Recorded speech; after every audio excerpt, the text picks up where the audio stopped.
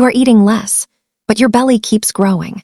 And the first thing you need to hear is that you are not doing anything wrong. What you are doing is using an equation that worked your entire life. Less food equals less weight. That logic is not broken. The variables inside it changed. And when variables change, the same inputs produce a completely different result. There are 3 specific variables in your body right now that shifted without telling you.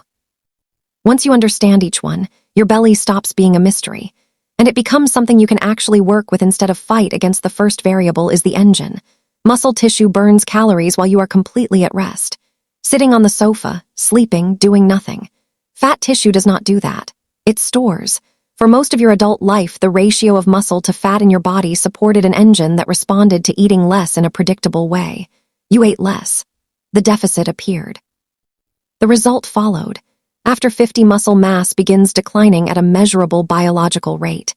Not because of anything you did, because of how the body ages.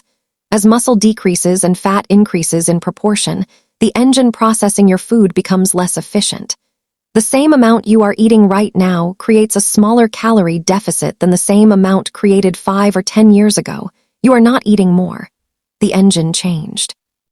And an engine running at lower efficiency produces less output from the same input every single time. The second variable explains why it is specifically the belly. Not your arms, not your legs, the belly.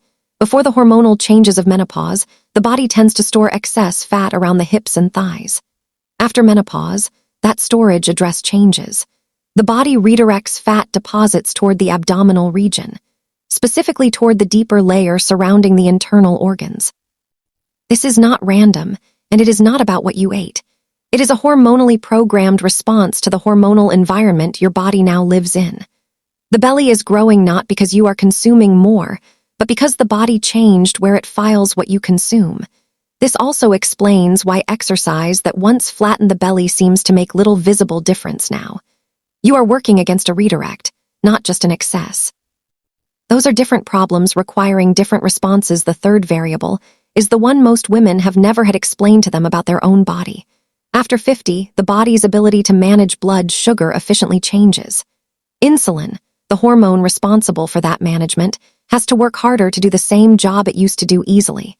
When insulin stays elevated in the body for longer periods, it sends a specific instruction. Store fat.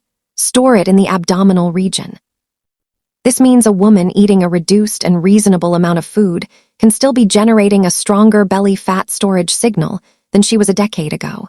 Not because of how much she is eating, because of how her body is now responding to what she eats. The same sensible meal. A stronger storage instruction. That is what makes eating less feel completely pointless when it is not pointless at all. It is addressing one variable when 3 have changed. So what does the corrected equation look like? Eating less is still part of it. It is just no longer the only part. Protein becomes the most important number you track, not calories. Protein. Research consistently supports 25 to 30 grams per meal for muscle maintenance in women after 50. Eggs, fish, legumes, Greek yogurt. At every meal, not as a side note, but as the foundation. More protein means more support for the muscle that keeps the engine running efficiently. That directly addresses the first variable. Resistance movement, even 15 to 20 minutes 3 times a week, signals the body to preserve what muscle it has. Not intense training. The kind of movement that genuinely challenges the muscle. That signal matters more than the duration. For the insulin variable, starting each meal with protein and vegetables before any carbohydrate reduces the blood sugar spike from the same food. Not a complete overhaul of what you eat. A change in the order you eat it. The research behind this specific habit is consistent, and the cost is only intention. And sleep connects all 3 variables simultaneously. Poor sleep raises the hormones that promote fat storage, reduces the hormones that support muscle repair, and worsens the body's ability to manage blood sugar. 7 to 8 hours is not indulgence after 50. It is direct management of every variable in the equation. You came in with one equation. Eating less equals a smaller belly. That equation is not wrong. It is incomplete for the body you have now. The corrected version reads like this. The right food, combined with preserved muscle, combined with an internal environment that stops instructing the body to store everything in the abdominal region, produces what eating less alone no longer can, That is not harder. That is accurate. And an accurate equation finally works. If you are comfortable sharing, drop a comment telling me how long you have been eating less without seeing the belly respond. Your answer shapes exactly what I address next on this channel. Subscribe to Better Life Daily. Because working with your body after 50 starts with understanding what it is actually doing.